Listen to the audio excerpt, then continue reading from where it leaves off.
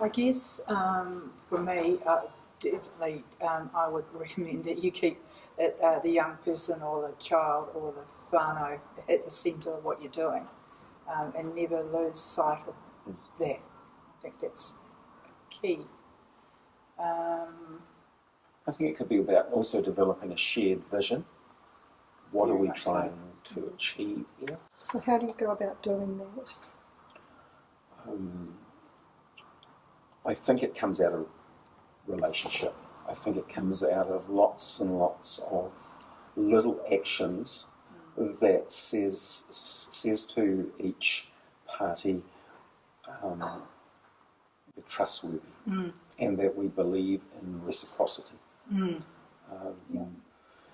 That this, from an NGO's point of view, the Donna represents a system that is much bigger and more powerful than what I have as a local neighbourhood-based non-government organisation.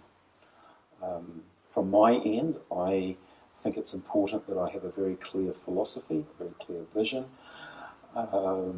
very clear practices of how we might be able to work differently, and I'm able to bring those expectations into the relationship. When things go wrong or when there's clashes of values, which usually were unintentional, they were just the two systems rubbing up against each other, then there were robust conversations where I would have felt that I had aired things, but I also felt the issues were non-defensively heard and responded to. All of that built relationship. The other thing I'd really say, and it's in the area of reciprocity, then Donna would have responded to requests from my end. Could she help us appoint staff into these programs, including staff into the wider organisation? So often she went out of her way, and obviously she has a busy schedule to give priority time to building the relationship. I think all those actions, which seem inconsequential, actually add to the whole idea of making a collaborative practice work. Oh, thank you.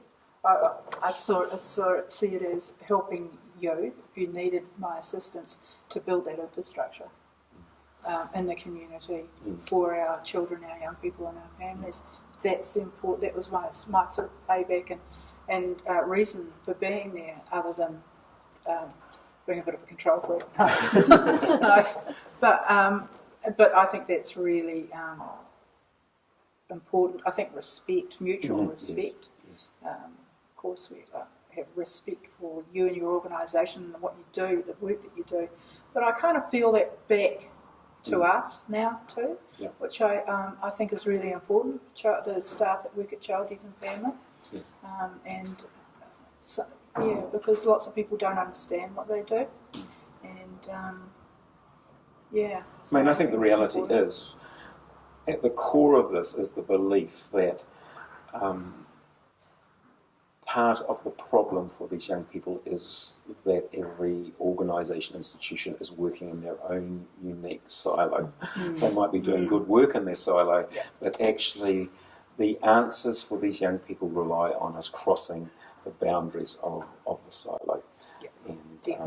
And when we do that, one of the things is you've been able to give us some operational funding for the 2 programs each year, but based on that pump priming, if you looked outside these 4 walls, you'd see a whole building with perhaps $250,000 has gone up. So you gave me the confidence to believe and to advocate with my trust board and with funders that to share the vision, share the possibilities, and that has actually attracted really quite significant amounts of outside money through grants, etc., to further the innovative work of youth practice and with these young people in this city anyway. And I think from a child, youth and family perspective, the contracting guys, the support of the contracting in the early years and then the movement into the endo funding from a child, youth and family perspective is being critical for me in the world where I'm working and supporting the Hanako and Hanako now.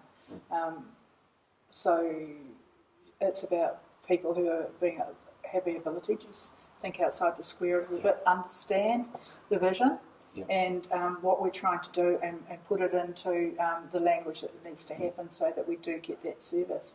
And I think that's important too, that common language. Yes, It's very, very important.